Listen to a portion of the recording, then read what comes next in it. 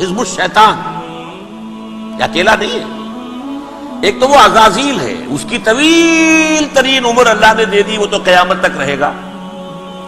باقی بھی جنات جو ہیں ان کی نسل میں سے، یا اس کی نوع میں سے، اس کی نسل میں سے جنات کی عمریں انسانوں کی عمروں سے زیادہ ہیں، بہت زیادہ ہیں. لیکن پھر بھی اتنی نہیں ہے. یہ خاص ہے اس کا معاملہ کہ اس نے کہا تھا رب انظرنی الی یوم یبعثون، مجھے دے دے مہلت اس وقت تک تاکہ میں ثابت کر کے دکھا دوں کہ جسے تو نے یہ خلافت دیا یہ اس کا اہل نہیں ہے. Let me prove this point. ولا تجد اکثرهم شاکرین، تو ان کی اکثریت کو شکر گزار نہیں پائے گا. وہ ابلیس جو ہے وہ ریکروٹ کرتا ہے اپنے فوجی، اول تو خود جنات میں سے جو اس کے نمبر 1 لشکری ہے. قرآن مجید میں اس کا اشارہ دیا گیا ہے انہ یراکم هو وقبیلہ من حیث لا ترونہم. دیکھو لوگو، اے انسانوں، وہ ابلیس لعین عزازیل اور جو اس کی قبیلے کے لوگ ہیں، جنات ہیں، وہ تمہیں وہاں سے دیکھتے ہیں اور تاکتے ہیں اور حملہ کرتے ہیں جہاں سے تم انہیں نہیں دیکھتے. وہ غیر مرئی ہیں، انویزیبل ہیں، تمہیں نظر نہیں آتے. ویزیبل دشمن کا وار تو روک لو گے، انویزیبل کا کیسے روکو گے؟ انہو یراکم ہوا وقبیلہ، اکیلا ہی نہیں ہے وہ تو تمہیں تاکتا ہے، تم پر حملہ کرتا ہے، گھات میں لگ کر جو ہے تمہارے اوپر حملہ کرتا ہے، وہ بھی اور اس کے ساتھ اس کے قبیلے کے لوگ جنات بھی، من حیث لا ترونہم، جہاں سے کہ تم انہیں نہیں دیکھتے. لیکن اس کے علاوہ وہ انسانوں میں سے بھی ریکریوٹ، رنگ روٹ وہ برپا کر، وہ جو ہے ان کو اپنے پاس رکھتا ہے فوج کے اندر. جس کی سب سے بڑی مثال کیا ہے؟ سورہ مجادلہ میں اللہ تعالیٰ نے منافق، حالانکہ وہ کون تھے؟ بظاہر حضور کا کلمہ پڑھنے والے، حضور کے پیچھے نماز پڑھنے والے، اسلام کا دعویٰ کرنے والے، ان کو اللہ فرماتا ہے اولئک حزب الشیطان الا ان حزب الشیطان هم الخاسرون. یہ شیطان کی پارٹی کے لوگ ہیں. وہاں مقابلے میں آیا ہے اولئک حزب اللہ الا ان حزب اللہ هم المفلحون. یہ دو پارٹیاں ہیں، حزب اللہ اللہ کی پارٹی جو اس کے مخلص بندے ہیں، وہ اللہ کی پارٹی، اور جو شیطان کے مرید بن گئے اس کے ہاتھ پر بیعت کر لی، لہذا وہ اس شیطان کی پارٹی کے لوگ ہیں، چاہے وہ انسان ہو چاہے جن ہو. تو انسانوں میں سے بھی اس کے حزب میں، اس کی پارٹی میں اس کے ایجنٹ ہیں اور بہت ہیں، بلکہ بہت سے تو ایسے ہیں کہ جو جنات کے بھی کان کتر دیں، ان کو بھی شیطنت سکھا دیں، پڑھا دیں. لیکن اب ایک بات سمجھیے، ایک دنیا میں نسل اور قوم بھی ایسی ہے جو ایک خاص وقت سے بحیثیت مجموعی من حیث القوم ابلیس کی ایجنٹ بن گئی ہے. وہ کون ہے؟ وہ یہودی ہے. یہ یہودی قوم جو ہے، اس میں ایک تو کچھ یہ کہ ان کی فطرت کے اندر یہ تھا کہ ہم ہیں اصل انسان، باقی انسان جو ہے وہ انسان نما حیوان ہے، ان کی کوئی حیثیت نہیں. ہم ہیں اصل انسان، نحن ابناء اللہ و احباؤہ. باقی یہ جنٹائلز، یہ گوئمز، غیر یہودی، یہ تو حیوانات ہیں. اب جیسے کہ انسانوں کو حق ہے کہ حیوانوں کو ایکسپلائٹ کریں، استعمال کریں. گھوڑے کو آپ ٹانگے میں باندھتے ہیں کہ نہیں؟ اس کی پسینے کی اور محنت کی کمائی ہے جو کھاتا ہے ٹانگا چلانے والا. البتہ یہ ضرور ہے کہ چونکہ اگلے روز پھر جوتنا ہے تو کچھ نہ کچھ تو اسے بھی کھلائے گا نا، اپنی کمائی میں سے کچھ دانے کھلائے گا، کچھ اور گھاس دے گا. یا بیل کو جوتنا ہے ہل میں تو کچھ نہ کچھ اس کو دینا ہوگا کھانے کو، لیکن پھر اسے استعمال کرنا ہے. تو ان کا مستقل قول یہ ہے کہ اصل انسان ہم ہیں، باقی پوری نوع انسانی ہمارے لیے حیوانوں کے درجے میں. ہم چاہیں جس طرح انہیں استعمال کریں، ایکسپلائٹ کریں، دھوکہ دیں، جیسے چاہیں لوٹیں، کھسوٹیں، سب کچھ کریں، بدعہدی کریں، ان سے سود لیں، سب کریں، جو بھی ممکن طریقہ ہو، یہ ہمارے لیے ہم ڈومینیٹ کریں گے، اور یہ در حقیقت ہمارے اعلی کار ہیں. ایک تو اس اعتبار سے یہود بقیہ پوری نوع انسانی کے دشمن بن گئے.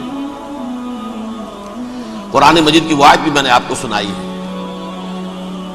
وقالوا لیس علینا فی الامیین سبیل، یہ امیین کہتے تھے نا ان کو جو غیر یہودی ہیں، کیونکہ ان کے پاس کتاب تھی، تورات تھی، اور کتاب نہیں تھی کسی کے پاس، لہذا یہ ان پڑھ ہے، پاگل ہے، جاہل ہے، امی ہے، ہم ہیں صاحب کتاب، ہمارے پاس شریعت، ہمارے پاس کتاب، یہ لوگ ان پڑھ ہیں، جاہل ہیں۔ لیس علینا فی الامیین سبیل، ان امیین کو ہم لوٹیں، کھسوٹیں، دھوکہ دیں، فریب سے جو کریں، چوری کریں، ڈاکہ ڈالیں، جیب کے قطرے، جس طرح بھی کریں ہمارے لیے جائز ہے، ہمارے اوپر کوئی گرفت نہیں ہوگی۔ اللہ تعالیٰ ہم سے یہ نہیں پوچھے گا تم نے جھوٹ کیوں بولا تھا اس کے ساتھ، تم نے وعدہ خلافی کیوں کی تھی اس کے ساتھ، تم نے کیوں دھوکہ دیا تھا اس کو، تم نے کیوں اس کا مال جو ہے غبن کر لیا تھا، ہڑپ کر لیا تھا، نہیں، ہم پر پوچھیں گے۔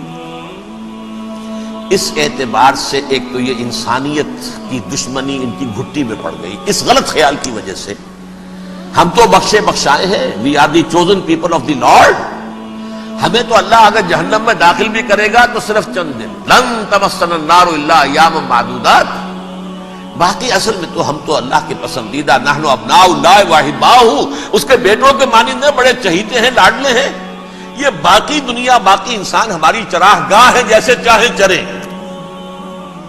جس طرح چاہے ہڑپ کر جائیں۔ یہ تو ان کا پہلے سے مستقل معاملہ تھا، لیکن اس کے بعد ان کی تاریخ میں ایک دور وہ آیا جب حضرت مسیح علیہ السلام ان میں مبعوث کیے گئے۔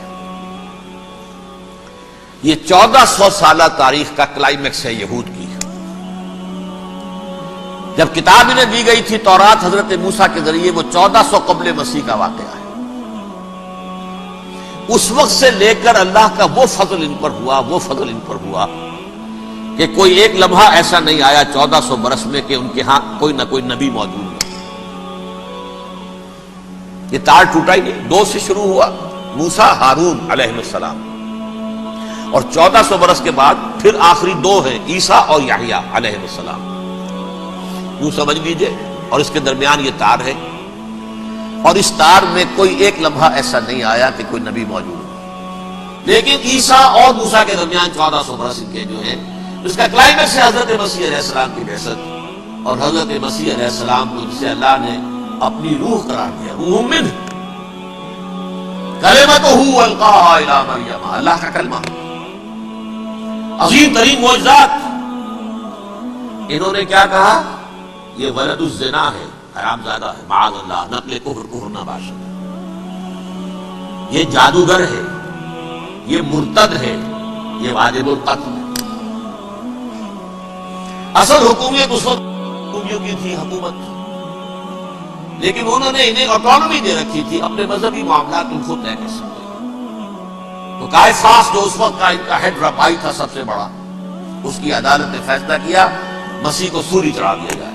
پائلیٹس پونٹس، اس کے پاس ان کے التاش پہنچ گئے، یہ ہمارا مجرم ہے مذہبی، یہ مرتد ہے، یہ کافر ہے، یہ جادوگر ہے، یہ واجب القتل ہے، اسے قتل کرو، سولی چڑھا دو۔